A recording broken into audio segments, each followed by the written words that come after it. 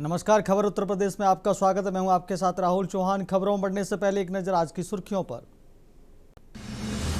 लखीमपुर खीरी दौरे पर सीएम योगी थारू जनजाति के परिवारों को भौमिक अधिकार पट्टों का किया आवंटन। 314 परियोजनाओं का किया लोकार्पण शिलान्यास। प्रदेश के हर जिले में खाद बिक्री की होगी निगरानी। खाद बिक्री की निगरानी के लिए बनेंगी समितियां। खपत की बिक्री की प्रतिदिन होगी समीक्षा। मेरठ में बेटी की लाश के साथ सोता था पिता। 5 महीने तक बदबू छिपाने के लिए छिड़कता रहा परफ्यूम। रिश्तेदारों को शक होने पर खुला राज। मिर्जापुर में दिन दहाड़े वकील की हत्या से हड़कंप। मॉर्निंग वॉक पर वकील को मारी गोली। हत्या का सीसीटीवी वीडियो आया सामने। हमीरपुर में स्वास्थ्य व्यवस्था की खुली पोल। रात 11 बजे के बाद कुरारा सीएससी बन जाती है स्लीपिंग जोन। के न्यूज की पड़ताल में हुआ बड़ा खुलासा।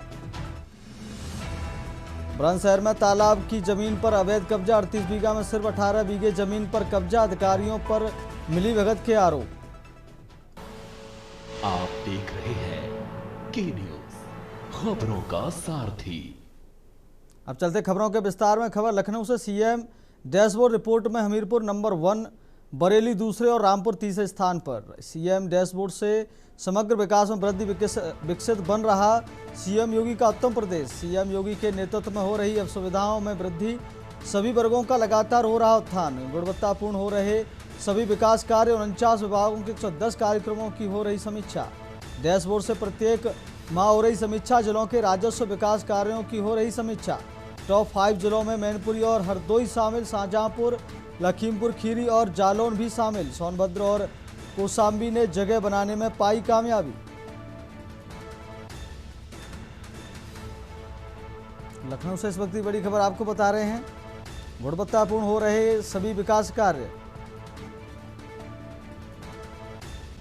49 विभागों के 110 कार्यक्रमों की हो रही समीक्षा। डैशबोर्ड से प्रत्येक माह हो रही समीक्षा। जिलों के राजस्व विकास कार्यों की हो रही समीक्षा। टॉप 5 जिलों में मैनपुरी और हरदोई शामिल। इस वक्त की बड़ी खबर आपको लखनऊ से बता रहे हैं। शाहजहांपुर, लखीमपुर खीरी और जालौन भी शामिल। सीएम डैशबोर्ड रिपोर्ट में हमीरपुर नंबर 1। लखनऊ से इस वक्त की बड़ी जानकारी आपको बता रहे हैं। बरेली दूसरे और रामपुर तीसरे स्थान पर। सीएम डैशबोर्ड से समग्र विकास में वृद्धि।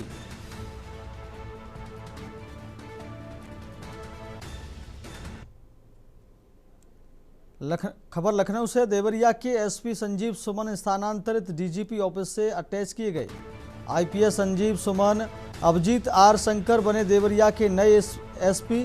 प्राची सिंह को बनाया गया अंबेडकर नगर का एसपी। इस वक्त की बड़ी खबर लखनऊ से आपको बता रहे हैं। अभिजीत आर शंकर बने नए एसपी। प्राची सिंह को बनाया गया अंबेडकर नगर का एसपी। देवरिया के एसपी संजीव सुमन स्थानांतरित। डीजीपी ऑफिस से अटैच किए गए आईपीएस संजीव सुमन। अभिजीत आर शंकर बने देवरिया के नए एसपी। प्राची सिंह को बनाया गया अंबेडकर नगर का एसपी। देवरिया के एसपी संजीव सुमन स्थानांतरित। लखनऊ से इस वक्त की बड़ी जानकारी आपको बता रहे हैं। डीजीपी ऑफिस से अटैच किए गए आईपीएस संजीव सुमन। अभिजीत आर शंकर बने देवरिया के नए एसपी। प्राची सिंह को बनाया गया अंबेडकर नगर का एसपी। लखनऊ से इस वक्त की बड़ी जानकारी आपको बता रहे हैं। देवरिया के एसपी संजीव सुमन को स्थानांतरित किया गया है। डीजीपी ऑफिस से अटैच किए गए आईपीएस संजीव सुमन। खबर लखनऊ से है, जहां प्रदेश सरकार की कैबिनेट मंत्री बेबी रानी मौर्य ने प्रेस वार्ता कर नारी शक्ति बंधन अधिनियम को महिलाओं के लिए कड़ा कदम बताते हुए दावा किया कि अधिनियम महिलाओं को हर तरह से लाभान्वित करेगा। महिलाएं नीति निर्माता बनकर भारतीय लोकतांत्रिक व्यवस्था के लिए मील का पत्थर बनेगा। अधिनियम कानून के साथ साथ नारी शक्ति को सशक्त बनाने वाला ऐतिहासिक कदम साबित होगा, क्योंकि मौजूदा समय में राजनीति में महिलाओं को का प्रतिनिधित्व नाकाफी है। विकसित भारत 2047 का सपना महिलाओं की ताकत के बिना अधूरा साबित होगा। उन्होंने बताया कि अब विधानसभा और लोकसभा में महिलाओं को 33% आरक्षण के तहत प्रतिनिधित्व मिलेगा। नारी से समाज और समाज से राष्ट्र सशक्त होता है। पीएम मोदी महिलाओं को सम्मान दिलाने के लिए यह बिल लाए हैं। यूपी में भाजपा संगठन आयोग निगम बोर्ड के गठन जिम्मेदारी देने को लेकर बैठक और मंथन का दौर जारी है। इसकी के तहत भाजपा प्रदेश अध्यक्ष पंकज चौधरी मुख्यमंत्री योगी आदित्यनाथ से मुलाकात करेंगे। दिल्ली में भाजपा के राष्ट्रीय अध्यक्ष नितिन नवीन, राष्ट्रीय महासचिव संगठन बीएल संतोष से एक दिन पहले प्रदेश अध्यक्ष पंकज चौधरी और संगठन महामंत्री धर्मपाल सिंह के बीच चर्चा हो चुकी है।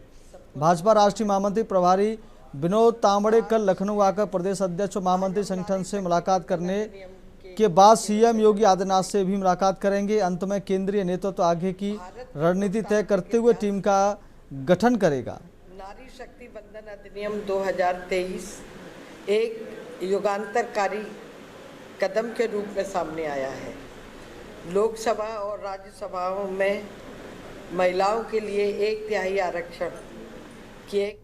सीतापुर जनपद में अवैध अतिक्रमण के खिलाफ प्रशासन का सख्त अभियान जारी है। इसी क्रम में आज नगर कोतवाली क्षेत्र के उजागर लाल स्कूल के पास सड़क किनारे किए गए अवैध कब्जों को प्रशासन ने बुलडोजर की मदद से जमींदोज कर दिया। सड़क को अतिक्रमण मुक्त कराने के लिए नगर पालिका और तहसील प्रशासन की टीम भारी पुलिस बल के साथ मौके पर पहुंची। उजागर लाल स्कूल के पास सड़क की पटरियों पर किए गए अवैध निर्माण और दुकान के बाहर निकले अतिक्रमण को चिन्हित कर बुलडोजर कार्रवाई शुरू की गई। देखते ही देखते प्रशासन ने सड़क के किनारे से अवैध ढांचों को हटाकर रास्ता साफ कर दिया।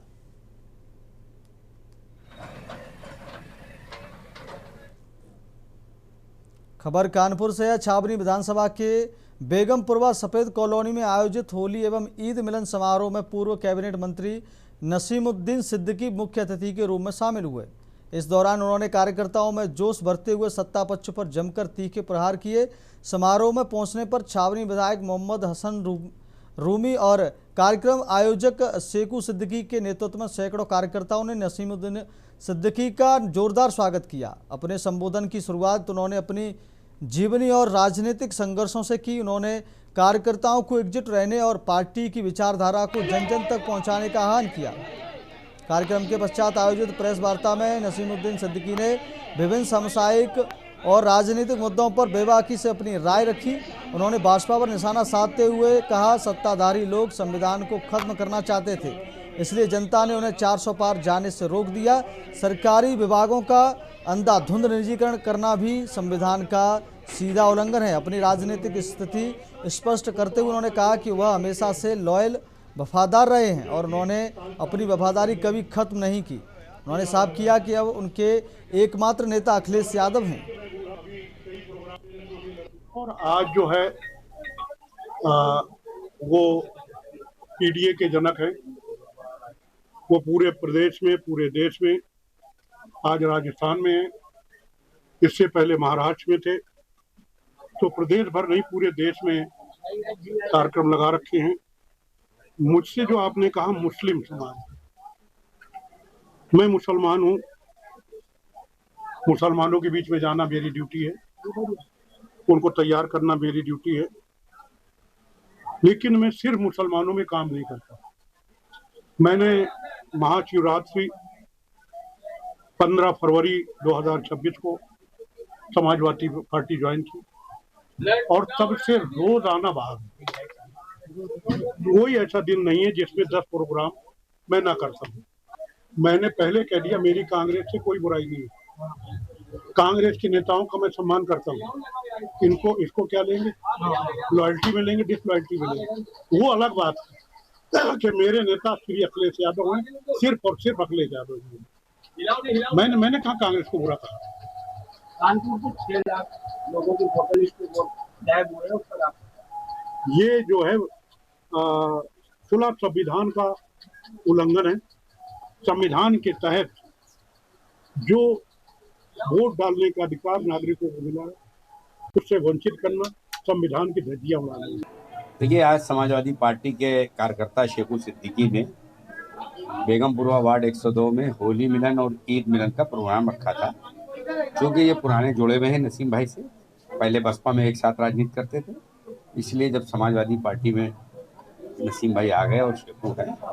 तो ये पार्टी को मजबूत करने के उद्देश्य से ईद मिलन और होली मिलन का कार्यक्रम का आयोजन किया गया था। और निश्चित रूप में जब राजनीतिक लोग एक जगह इकट्ठा हो जाते हैं तो राजनीति की बातें भी निकलती हैं। और चूंकि चुनाव है 2027 है, इन सब बातों को लेकर आप लोगों को भी मौका मिल गया अपने काम को आगे बढ़ाने में, और आप लोग भी अपना काम बढ़ा रहे हैं, सवाल कर रहे हैं, जवाब दे रहे हैं नेता लोग। तो ये पीडीए को मजबूत करने का होली मिलन और ईद मिलन का कार्यक्रम था। और पीडीए का एक मैसेज लेकर यहाँ पर के लोग जितने थे वो जाएंगे। इस प्रोग्राम का आयोजन इसी उद्देश्य से हुआ था। मंच पे आप अपना भाषण देते हुए भावुक हो गए, क्या थी? देखिए, ये सरजमी जहाँ बाबूपुरवा में मैं बैठा हूँ, बेगमपुरवा की, क्योंकि मैं 20 साल से अपनी सियासी राजनीति को यहाँ से कर रहा हूँ। औरैया जनपद के बिधुना स्थित परिणय पैलेस में आज महान समाज सुधारक महात्मा ज्योतिबा फूले की 199वीं जयंती और संविधान निर्माता डॉक्टर भीमराव अम्बेडकर की 136वीं जयंती के उपलक्ष्य में एक भव्य समारोह का आयोजन किया गया। इस कार्यक्रम में शिक्षा, समानता और सामाजिक समरसता की गूंज सुनाई दी। कार्यक्रम में मुख्य अतिथि के रूप में उत्तर प्रदेश सरकार के समाज कल्याण मंत्री स्वतंत्र प्रभार असीम अरुण सम्मिलित हुए। उन्होंने दीप प्रज्वलित कर महापुरुषों के चित्रों पर माल्यार्पण किया। जनसभा को संबोधित करते हुए मंत्री असीम अरुण ने कहा, महात्मा फूले और बाबा साहब अम्बेडकर ने जिस समाज की कल्पना की थी उसका आधार केवल शिक्षा है। आज की युवा पीढ़ी को इन महापुरुषों के संघर्षों से प्रेरणा लेकर राष्ट्र निर्माण में योगदान देना चाहिए। धुनों में हम सब एकत्रित हैं। आदरणीय कमल दौरे भैया का, पूरी टीम का मैं धन्यवाद देता हूं कि ज्योतिबा फुले जी की जयंती के अवसर पे, बाबा साहब की जयंती से 1-2 दिन पहले बहुत ही सुंदर कार्यक्रम सजाया गया है। और सबसे बड़ी बात, आज के कार्यक्रम का भाव ज्योतिबा फुले जी और सावित्रीबाई फुले जी, उनकी पत्नी, उन्होंने जो शिक्षा के लिए काम किया, जो अलग जगाई, उसको आज हम लोग अच्छे मुकाम तक पहुंचा चुके हैं। लेकिन किसी भी प्रकार लड़के लड़की का कोई भेदभाव नहीं बचना चाहिए किसी भी अंश के रूप में, और हम सब मिलकर इसके लिए काम कर रहे हैं। हमारी बेटियां बहुत तेजी से आगे बढ़ रही हैं। फिरोजाबाद में महात्मा ज्योतिबा फूले जयंती पर समाजवादी पार्टी सपा ने पीडीए व समाज जोड़ो अभियान कार्यक्रम आयोजित किया। सपा जिला कार्यालय पर हुए इस आयोजन में भारी भीड़ उमड़ी। कार्यक्रम में सपा के प्रमुख महासचिव और राज्यसभा सांसद रामगोपाल यादव, देवेश साक्य, बाबू सिंह कुशवाहा सहित कई विधायक, पूर्व विधायक और पार्टी पदाधिकारी उपस्थित थे। सभा को संबोधित करते हुए रामगोपाल यादव ने कहा कि आने वाली पीढ़ी का भविष्य सुरक्षित रखने के लिए भाजपा से मुक्ति आवश्यक है। हमारे राष्ट्रीय अध्यक्ष लगातार इस बात की बात कर रहे हैं। अब ग्राम पंचायत की भी लिस्ट आ गई है। दोनों को मिला के देखेंगे कि करोड़ों वोटों का जो अंतर है वो क्यों है, जब एक ही अधिकारी है, एक ही बीएलओ है, 18 वर्ष की उम्र के, इसमें भी वोट देते हैं, उसमें भी वोट देते हैं, एक ही कलेक्टर है, फिर अंतर क्यों है? इसका जवाब मांगेंगे कमीशन से। सर, आप इतने बड़े नेता हैं, बंगाल में चुनाव प्रचार के लिए कब जा रहे हैं? बंगाल में सब लोग हमारे पहुंच चुके हैं। जनपद के मच्छरहेटा क्षेत्र में उस वक्त हड़कंप मच गया जब दिल्ली में मजदूरी करने वाले एक युवक का शव उसके पैतृक गांव पहुंचा। मृतक अवनेश की संदिग्ध परिस्थितियों में हुई मौत ने परिजनों को झकझोर कर रख दिया है। मृतक के पिता ने अपनी ही बहू पर हत्या का गंभीर आरोप लगाते हुए पुलिस को तहरीर दी है। मृतक अवनेश दिल्ली में रहकर मजदूरी करता था। जब उसका शव गाँव लाया गया तो उसकी हालत देख परिजनों के होश उड़ गए। परिजनों के अनुसार अवनेश की नाक से खून बह रहा था और उसके हाथ पैर पर जख्मों के गहरे निशान थे। इन चोटों को देखकर परिजनों ने स्वाभाविक मौत की बात को सिरे से नकारते हुए हत्या की आशंका जताई है। अब सभी की निगाहें पोस्टमार्टम रिपोर्ट और पुलिसिया जांच पर टिकी हैं ताकि संदिग्ध मौत के पीछे का कड़वा सच सामने आ सके।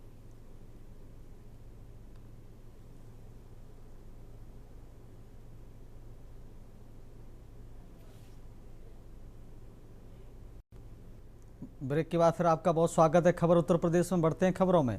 एटा जनपद के पत्रकारों ने आज अपने मान सम्मान की रक्षा के लिए एक बड़ी मिसाल पेश की है। एटा मेडिकल कॉलेज में आयोजित प्रेस कॉन्फ्रेंस का समस्त पत्रकारों ने सामूहिक रूप से बहिष्कार कर कॉलेज प्रशासन के खिलाफ कड़ा रोष व्यक्त किया। मामला पत्रकारों के साथ हुई पिछली अभद्रता से जुड़ा है। पत्रकारों का आरोप है कि साथियों के साथ हुए दुर्व्यवहार के मामले में कॉलेज प्रशासन ने अब तक कोई ठोस कार्रवाई नहीं की है। प्रशासन की इस उदासीनता और टालमटोल वाले रवैये को लेकर पत्रकारों में लंबे समय से नाराजगी थी, जो आज प्रेस वार्ता की बहिष्कार के रूप में फूट पड़ी।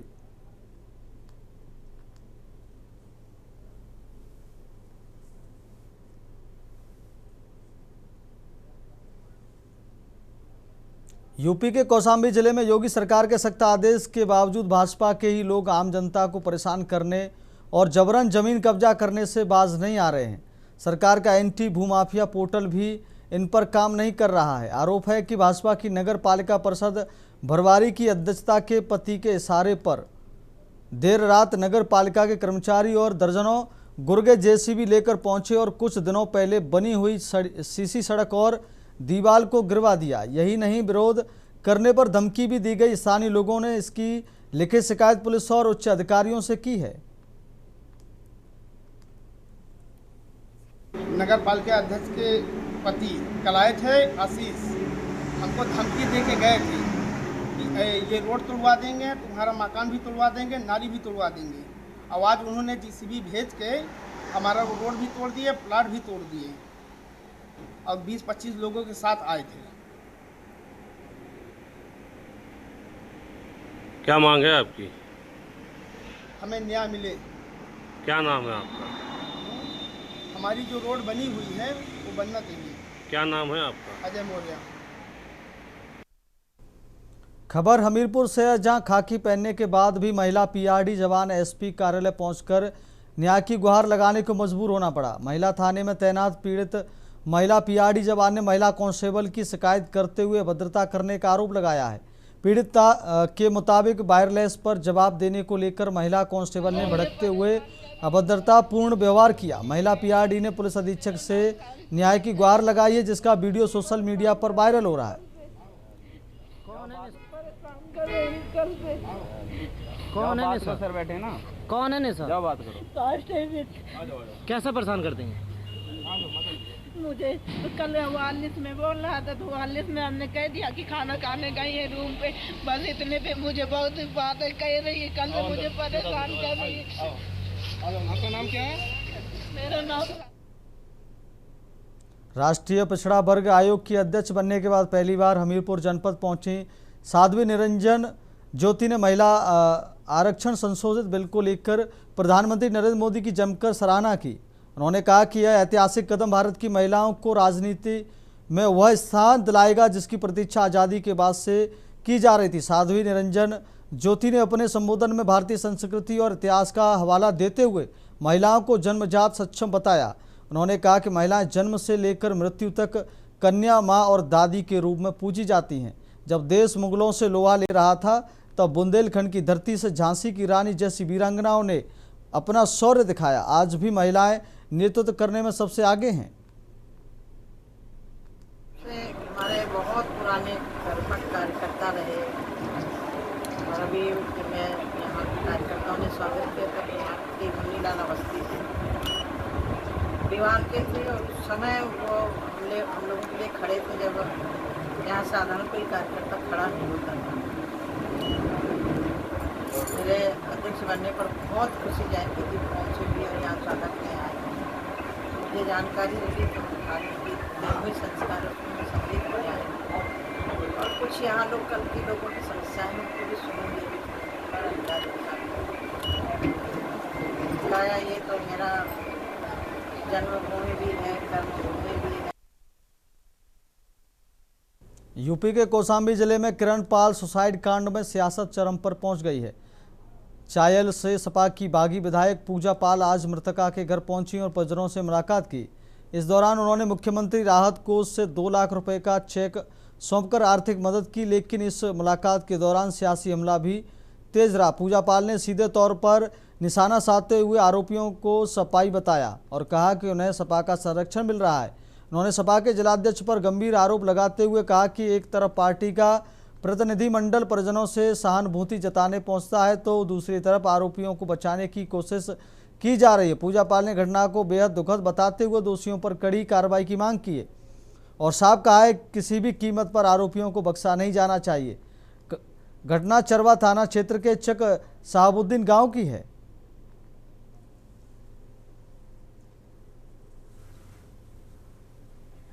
देखिए, मैं इसके पूर्व भी पहले आ चुकी हूँ और आज मैं आई हूँ क्योंकि अब इस घटना को दूसरा मोड़ दिया जा रहा है। तो इस वजह से मैं हमारे समाज की जो बेटी है, वो इनकी बेटी नहीं, हमारे समाज की बहन, हमारी समाज की बेटी थी, जिसकी घृणित रूप में कहीं ना कहीं जिन लोगों ने इस घटना को अंजाम दिया, आज उनको बचाने के लिए बहुत से लोग उतर आए हैं। तो इसलिए जो वास्तव में बाल परिवार के साथ जिस बहन के साथ घटना हुई है, उसको वास्तव में न्याय मिल सके, इसलिए शासन के द्वारा सबसे पहले तो आज 2 लाख रुपए का इनको मदद करने के लिए शासन के द्वारा आया हुआ है। उत्तर प्रदेश के बाराबंकी जिले से एक दिल दहला देने वाली घटना सामने आई है, जहां किसानों की साल भर की मेहनत चंद मिनटों में राख के ढेर में बदल गई। लोनी कटरा थाना क्षेत्र के सादुलालपुर और गौरी गांव में हाई टेंशन लाइन से निकली चिंगारी ने ऐसा तांडव मचाया कि करीब 150 बीघा गेहूं की फसल जलकर नष्ट हो गई। पीड़ित किसानों का आरोप है कि घटना की सूचना तत्काल फायर ब्रिगेड को दी गई थी, लेकिन दमकल की गाड़ियां समय पर नहीं पहुंची। जब तक फायर ब्रिगेड की टीम मौके पर पहुंची, तब तक किसानों का सब कुछ जलकर स्वाह हो चुका था। प्रशासन की इस सुस्ती को लेकर ग्रामीणों में भारी आक्रोश व्याप्त है। हादसे के बाद इलाके में मातम पसरा है। प्रभावित किसानों ने शासन प्रशासन से तत्काल सर्वे कराकर उचित मुआवजे की मांग की है। बिजली से आग लगी है, ट्रांसफार्मर से या कहर की अंगार गिरा, आग लग गई। लगभग कितना जमीन जली है? 150-200 बीघा जली। गाँव के किनारे तक वही पार नाम गया। लमसम कितने किसानों की खेती है इसमें? अरे साहब, यहाँ जो बीरमपुर वैसा है, बीरमपुर के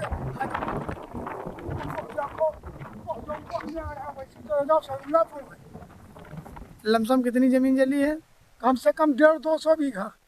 ये आग 33,000 की तो लाइन लगी हुई है जी, इसकी 60-60 से लगी हुई है। लमसम कितनी जमीन जली है? लगभग 200 बीघे के करीब में आसपास में जली हुई है फसल। कोई आला अधिकारी मौके पर पहुंचा? आला अधिकारी फसल जलने के बाद में फायर ब्रिगेड आई है।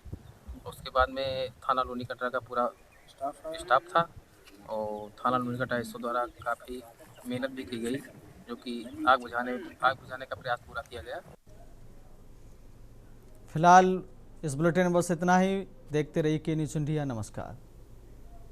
गोल्डी मसाले लाए हैं फ्रेश लॉक टेक्नोलॉजी, जो रखे मसालों को हर समय फ्रेश। गोल्डी